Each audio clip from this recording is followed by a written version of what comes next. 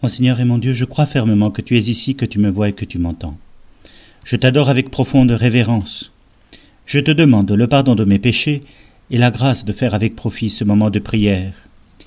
Ma Mère Immaculée, Saint Joseph, mon Père et Seigneur, mon ange gardien, intercédez pour moi. Dans ma paroisse, ces jours de fête, nous célébrons un saint bien populaire, non seulement dans mon pays, mais aussi un peu partout dans toute la France. Il s'agit de Saint Roch. Et Saint Roch, il est bien connu en Europe parce que ce fut un grand pèlerin. D'ailleurs, on ne le connaît explicitement que pour cela. Ce fut un pèlerin. Et on le retrouve sur tous les chemins de pèlerinage comme un saint invoqué par les pèlerins eux-mêmes afin de ne pas tomber malade.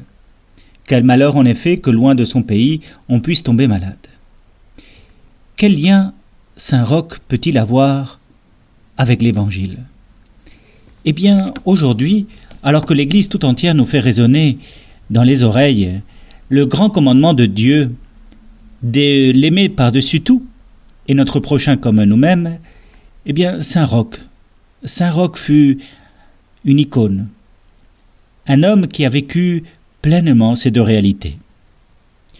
Il faut le situer au XIVe siècle de l'Europe, c'est-à-dire un siècle éprouvé, pour deux raisons importantes.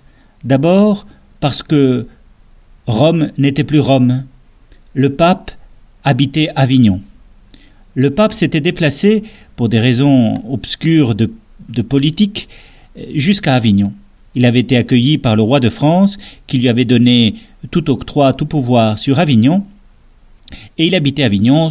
Le pape a demeuré en Avignon pendant à peu près 100 ans. Et pendant cette période, il y eut aussi de grands malheurs, comme la peste. La peste, c'est pire que les épidémies récentes.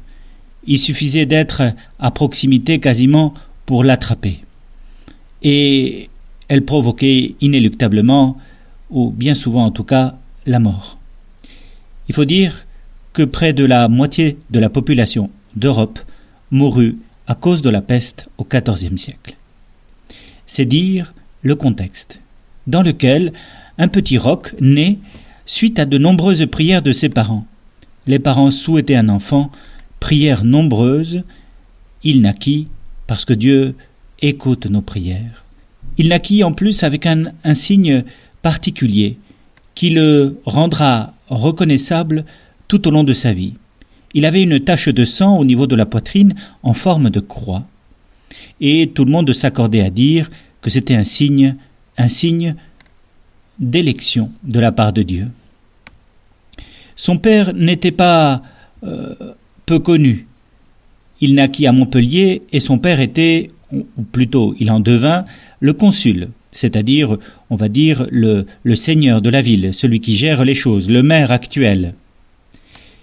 Sauf que, lorsque, vers 18 ans, Saint Roch devint orphelin, certainement, je crois, ses deux parents moururent de la peste, à peu d'intervalle.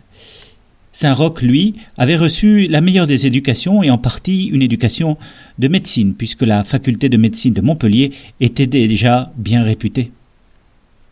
Et sur ces entrefaites, on ne sait trop pourquoi, la liberté de l'homme est ainsi, Saint Roch décida de ne pas assumer la richesse de ses parents, sa place dans la société montpelliéraine, il la confia tout entière à son oncle et les richesses aux pauvres.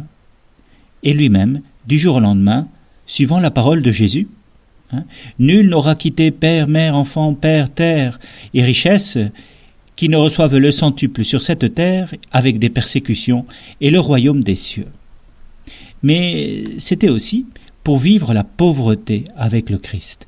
Et le signe le plus adéquat, c'est qu'il devint membre du tiers ordre franciscain et partit en quêtant l'aumône vers Rome. Tout au long du chemin, il quêtait. Et vous savez, de quêter, de faire l'aumône, rend très humble. Nous apprend bien des choses de l'humilité de Dieu. Nous apprend l'esprit du pauvre qui voit en toute chose l'œuvre de Dieu, qui s'accomplit parce que la vie vient de Dieu. Et Saint Roch, peut-être pour cela, acquit très rapidement une grande sainteté intérieure.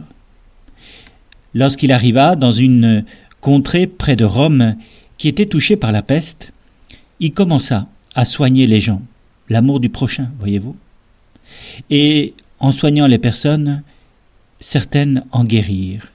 Sa réputation de thaumaturge naquit de cela. C'est ainsi que pendant plusieurs années, il se dévoua en différents lieux pour les malades, pour les personnes qui tombaient malades et qui souvent, par peur de la plupart des gens qui les entouraient, étaient laissées à elles-mêmes. D'ailleurs, au cours d'une de ses missions, Saint Roch tomba lui-même malade de la peste. Il se retira en forêt pour ne pas contaminer les autres, et c'est là que, presque moribond, un chien s'approcha de lui et lui apporta de quoi manger. Il volait cela dans le château ou dans la maison voisine, si bien que le seigneur du coin, suivant son chien, découvrit Saint Roch. Et le soignant à son tour, il devint son disciple. C'est lui qui va raconter la première biographie de Saint Roch. Les aventures de Saint Roch ne se finissent pas là. Son humilité était si grande que, revenant vers sa patrie, il fut considéré comme un étranger. C'était certainement la maladie qui l'avait un peu défiguré. Le fait est qu'il vivait les derniers stades de la passion du Christ, alors que le Seigneur nous envoyait son Fils pour que nous découvrions sa bonté. Nous l'avons traité comme un étranger.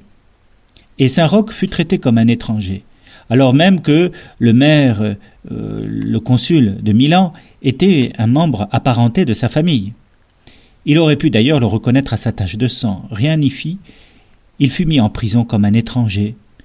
Les Milanais craignaient les étrangers de passage. Il fut mis en prison 5 ans, rien que ça. 5 ans d'humiliation volontaire, d'anonymat et en fin de compte d'épuisement qui l'amenèrent jusqu'à la mort. On raconte qu'il mourut en demandant les derniers sacrements, ce qu'il reçut, et que très vite, sur le lieu de son tombeau, il y eut des miracles. Cet homme a mis en valeur l'amour absolu de Dieu que Jésus nous invite à vivre aujourd'hui. L'amour absolu de Dieu, de toutes tes forces, de tout ton esprit, de tout ton cœur. Et c'est le premier des commandements. Parfois, on se gargarise, nous-mêmes, les chrétiens, en montrant que nous aimons notre prochain. On donne des garanties aux païens pour qu'ils voient bien que, parce que nous aimons notre prochain, nous sommes de bons chrétiens. Et c'est très bien. Mais ce n'est pas pur, ce n'est pas juste. C'est parce que nous aimons Dieu par-dessus tout que chacun de nos frères et sœurs devient important à nos yeux, eux qui portent la marque divine, eux qui sont le temple de l'Esprit Saint, eux qui portent la marque divine du don de la vie, eux qui sont à l'image de Dieu, eux qui peuvent être configurés au Christ par le baptême. C'est pour ça que nous les aimons, parce que nous y voyons Dieu présent, et que, en toute âme, Dieu présent mérite respect, mérite vénération, mérite amour.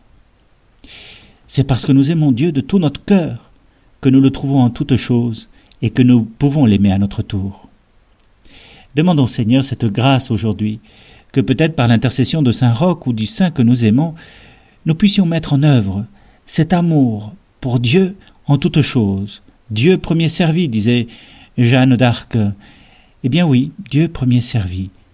Que notre journée commence avec ce temps de prière qui lui est consacré, pour qu'ensuite, rayonnant de l'amour reçu, nous puissions le transmettre à nos frères et sœurs. Amen.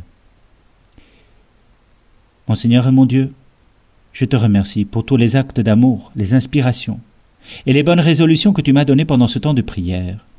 Ma Mère Immaculée, Saint Joseph, mon Père et Seigneur, mon ange gardien, intercédez pour moi. Amen.